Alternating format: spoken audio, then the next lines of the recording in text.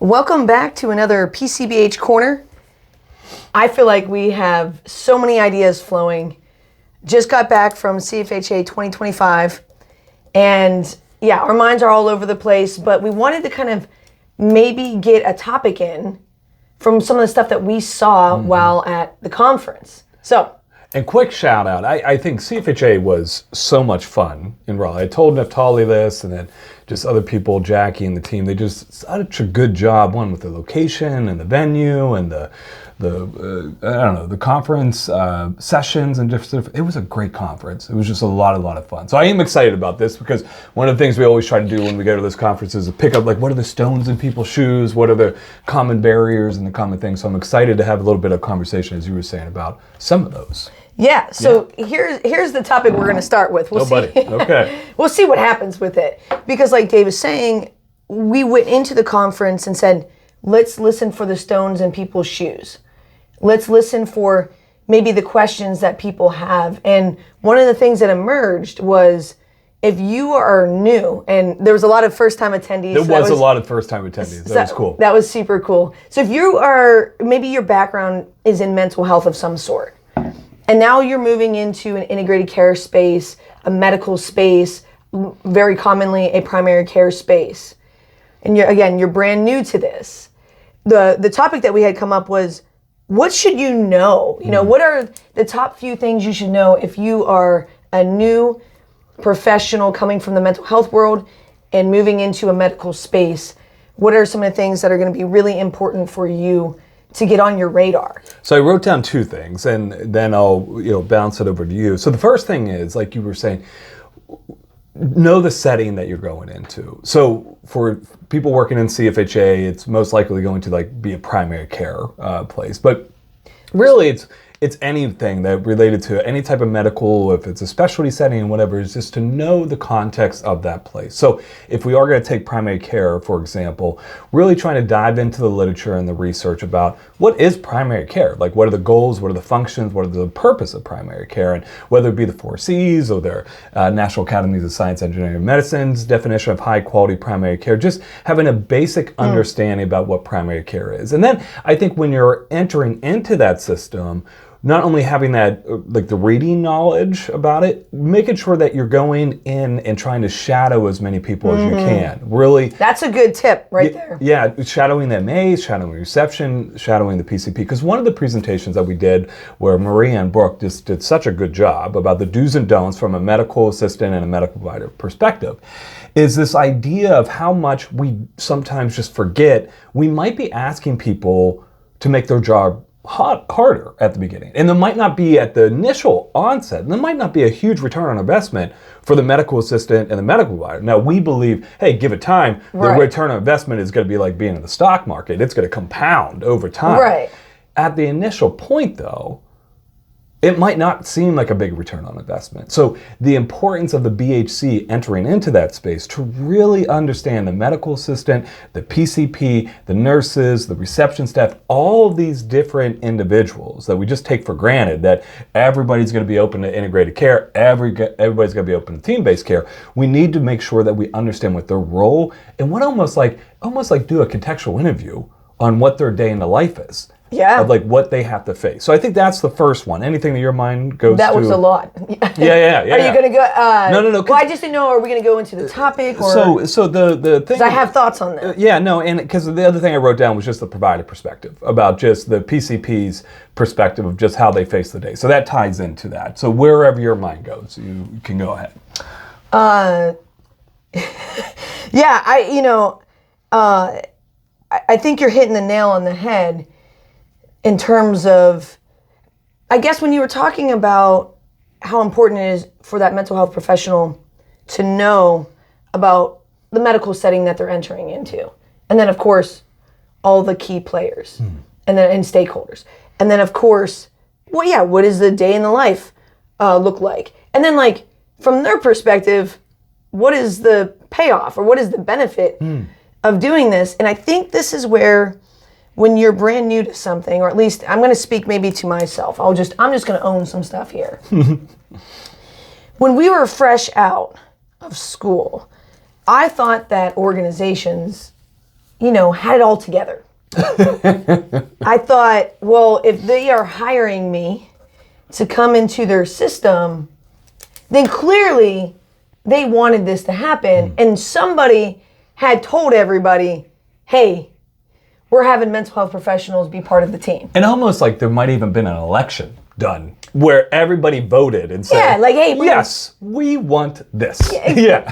Exactly. So that's why when you first asked me, like, well, what do you think? I'm like, I don't even know where to start. But that was coming up in my mind of, you really do. And you're like, so why did you put me through this interview process? Why did you hire me if like your system isn't ready? And the truth is, once you're deep on the other side of being in administration, working in an organization, is because most of the change that has to happen in healthcare is you're like building the plane while you're flying. Literally was the quote my mind was going. Is that's where you were going to too? 100%. So the implications of this is you got a bunch of people like me and you who've been working out in the field for 12, 13 years, and we're going to brand new people at the conference and the presentations on this PCBH Corner, and we're saying, you got to take the bull by the horns. Yeah. You got to take it by the reins. You got to walk in there. I'm thinking of Dr. Stedman. I was literally thinking about Dr. Stedman too. And you got to know your skill set, but you don't want to come off too strong. You got to be confident, but like not overbearing, and you got to be respectful of what's going on with everybody. I want you to give me advice, but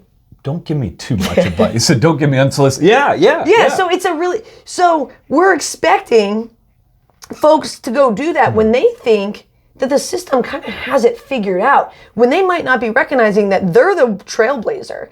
And so we're saying be the trailblazer. So I guess maybe to bring it back down a little bit more to practical land, like you said, shadow.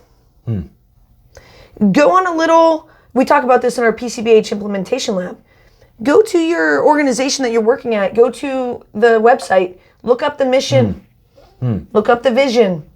Ask the person who hired you, what are they hoping to get out of this role? And then just take some time. It's kind of like in the first 90 days.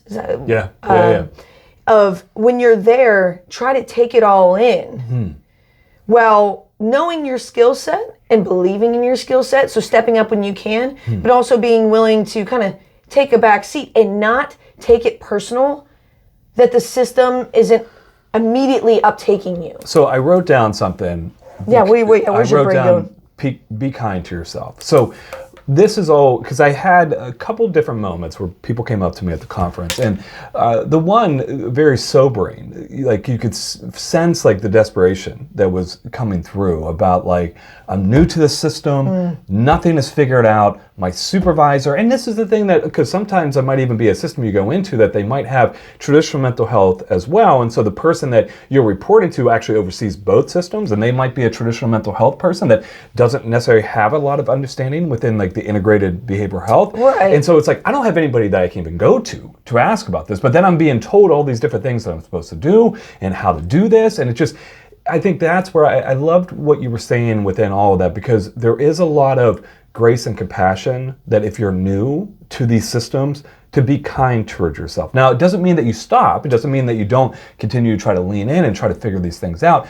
Maybe that's what I'm saying. It's an expected scar that is going to be there at the beginning. And that's okay. It's not something that you're doing wrong. It's not something, I also love how you said, it's not necessarily something even the system is doing wrong, because the system is just trying to figure this out as well. We always, as you said, we just think systems are going to have it together. And it's like, do humans have it together? It's like, that's who's making up these systems in a lot of ways. So having that understanding that this is probably going to be expected at the beginning and being a little bit rocky. I love that you were kind of conveying that, to be kind. Yeah, and some of the research that has just come out about supervision, that they're asking the supervisees in integrated care, what did you want from your supervisor? And a lot of it was like, I want my supervisor to have done this work or to be doing this work, and so that they can, talk to me about this work. But if you're, and that's like in a training environment. Now imagine you worked as a therapist in especially mental health for 10 years and you've been hired to come work into primary care.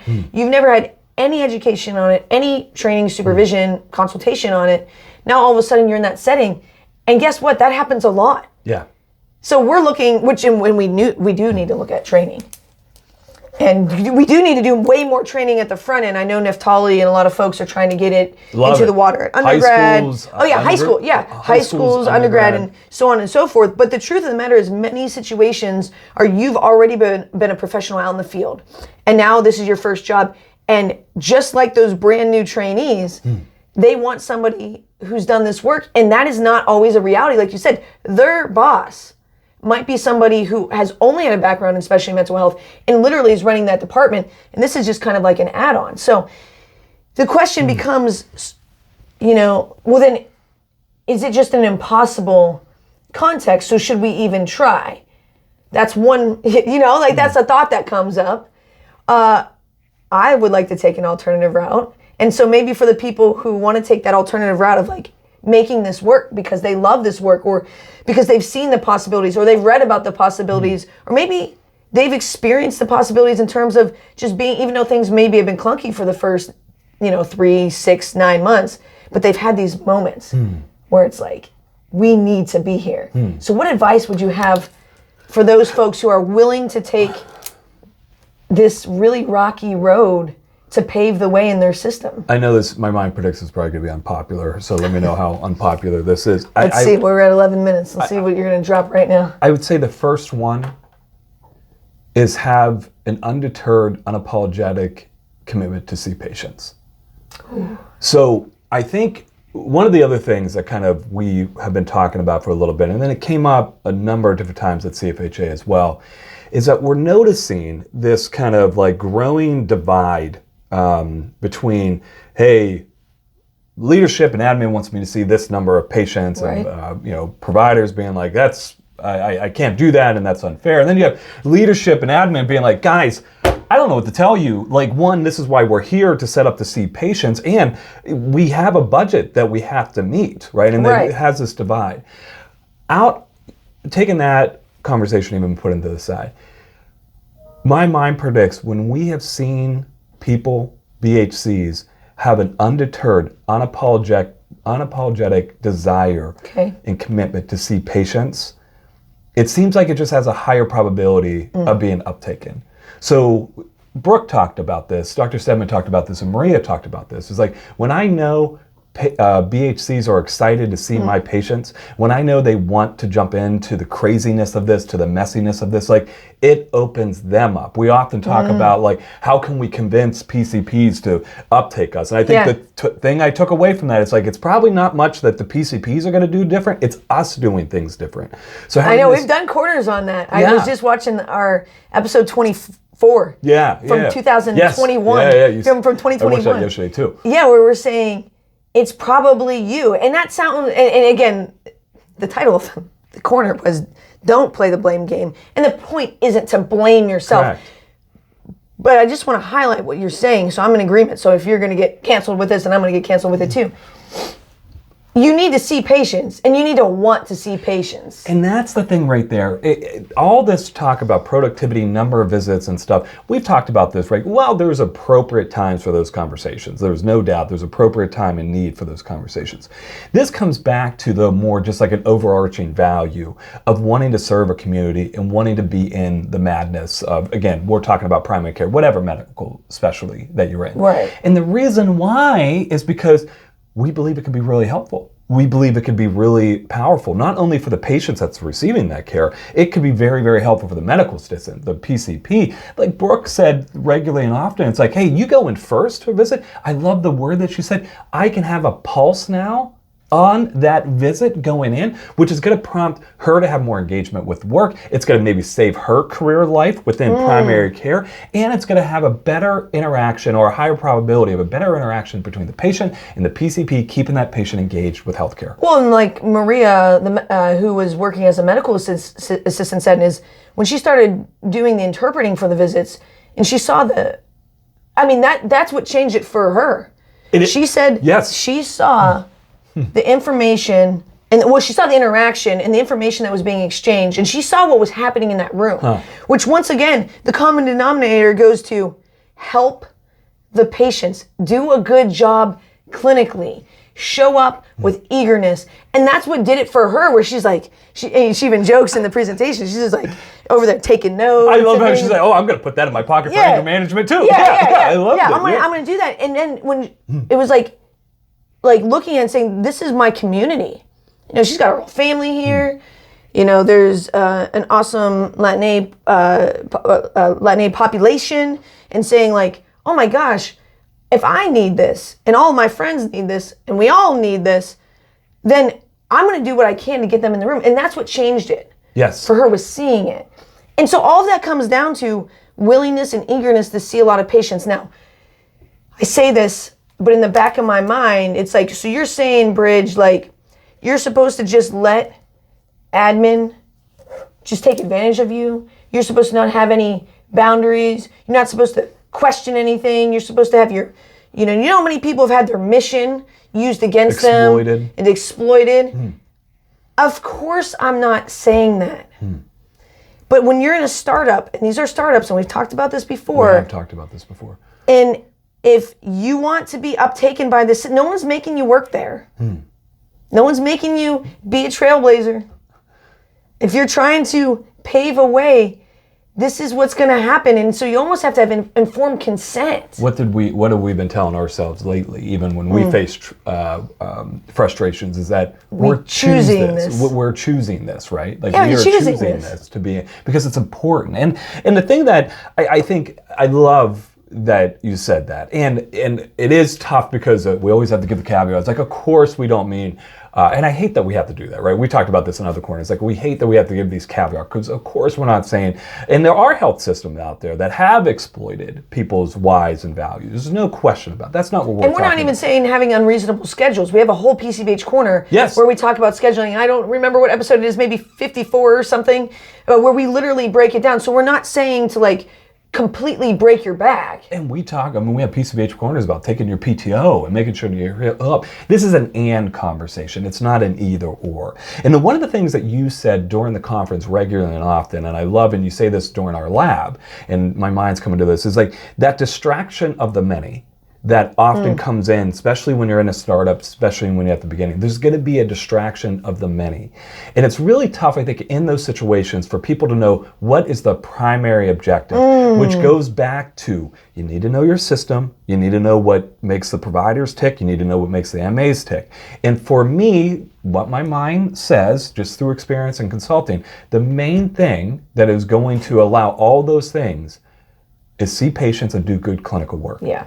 That's going to ripple out for the finances. That's going to ripple out for the PCPs. That's going to ripple out to the MAs. It's going to ripple out to the BHC, feeling like they're doing something meaningful. I feel like that's what did it for the MA that we were just talking about, was seeing the good clinical work. And I'm pretty sure in some way, Dr. Stedman said that it came down to, like, if I know that you're going to take care of my patient. I can't remember. There was like a lot of things that were happening, but that was like the crux of it, was like, see my patient, see them eager, and if I see that you can do that, I'm going to be so incentivized to keep that involvement. And we talked about this, that Stedman grew up in our system. She did medical rotations here, she did a residency here, and then she was a professional, a provider, and then she's in leadership now. From the beginning, and I still remember when she was a medical student shadowing us and stuff, she saw very quickly, she's like, oh my gosh, this is helpful for patients. And that recognition early on, pairing that with, you're also excited to see patients. So not only do you help my patients, not only is this a useful and a functional thing to do, you're excited about doing it. That is what led her, as she said, like, look, I'm fully bought in. I'm totally like, I'm trying to get every single patient in with you on a handoff. That's what I'm trying to do. So I guess I want to see what you think of this, of distilling it. Yeah. Take-home message. Take-home message is, number one, have informed consent. Well said. Know what you're getting into. Know that your system probably does not have it together. And if you are new and one of the first or the first 5, then it's probably going to be a lot of paving the way. And it's not because the system is broken. It's not because the system doesn't know what they're doing. It is because this is healthcare transformation. People are trying to figure this out. And it's not because the system doesn't want you. Correct. Yes. This well isn't. said. It can feel that way. It will feel. That's even a better thing. It will feel. We felt that. We still feel that. The system. Yeah. The system is. It is not personal. It's going to feel personal. It's not personal. It's not that they don't want you there. They just don't know what to do with you. And so if you want to break through from that, is have an unapologetic desire to want to help patients, see patients, and then, or maybe I should have said this one first, learn about your setting. Yes. I guess it's happening at the same time. You know, undoubtedly it's going to happen. You're listening. You're looking at what the reception has to do for the patients, and then how you being involved in the workflow and the medical assistants and the PCPs and the nursing. You're seeing that play out, and then you're saying, how with my skill set and my ability to help patients can I enter and assimilate into this situation? And again, the biggest return on investment, the big rock, as we talk about, is where you're gonna want to put all your eggs in. I'm splicing so many. I tell you what, you're still good. The big rock that you're going to focus on, you're going to put all these eggs in one basket. Seeing patients and helping them, doing good clinical work. I'll say this as we end. Within that big rock, within that basket with all those eggs, this is why we promote so much a functional contextualist perspective in a moment at a time. I was literally just thinking that. Were you? Because and yeah, again, we're not going to go into it right now. You're saying you have to figure out as a clinician how you're going to help in this setting. And this is one of those things that, how we always are like, can people just trust us on something? Like, can we, and this is one of those moments, like, just believe me about this, right? Just trust me on this. There's going to be a higher probability of feeling good about the clinical work and a desire to see patients coming from a functional contextualist in a moment at a time. It gives you more freedom. It allows you to connect with people and allows you to be pragmatic. All three of those things, when done in primary care, allows patients to be seen. So for somebody brand new, they stumbled across our video and we're throwing words around like functional contextualist approach, a moment at a time. And I think that we should probably wrap this up, but can you tell the audience where they can go to learn more about it, or say it more in layman's terms? I would say check out the videos. I mean, we have a lot of videos on functional contextualism. Anything, like if you do any search on our video. Yeah, we have a playlist called Functional Contextualism and Contextual Interview. And search for context within our videos, and then also single session or a moment at a time. Okay. You could do those searches. And I think there's just a wealth of information there that really does. We're writing this book right now about primary care, and it's an amazing thing when you really take a step back and you see how much the primary care philosophy, the functional contextualist philosophy, and the moment at a time single session philosophy, how much they just naturally fit together. It is a beautiful thing. Hey, we can give a plug because it's our channel. Oh, it is our channel. We did that. PCBH Week 4 and NPTC materials. Yes. We do how many hours is it? I think it's 7 hours. It is. We have a 7-hour recording where what Dave just said of putting all those things together, we have a 7-hour presentation. It's on their PCBH Week 4 in the NPTC, and it's on our BBC form. Well, CFHA just launched the blueprint that also goes over all of those different aspects as well. So I think maybe that's another thing to know. This is where, going back to the first thing we talked about, doing reading, getting training, this is where iterating, innovating within this process. So yeah. And the purpose of this PCBH Corner, I promise, was not to sell you guys something, just trying to make the resources available. And it really does come down to this moment where it's like, I got to figure out how to see these patients and help these patients. And now I come in with a great skill set, but now I need to have a certain mindset shift. So I love these corners because I don't know if we've ever said it so broken down and pragmatically and parsimoniously in two things. One, understand the context that you're coming in. Two, have an unapologetic, undeterred desire to see patients. Those two things. I like it. I think that works out really well. Yeah. We ended on that? Okay. All right. Well, hey, as always, let us know. 24 minutes we did. I tell you what, we did pretty good. Let us know where your mind goes. It was great catching up with people at CFHA, and just was such a blast. And hopefully people are getting excited about St. Louis next year and thinking about different presentations. But as always, let us know where your mind goes, and thanks for stopping by.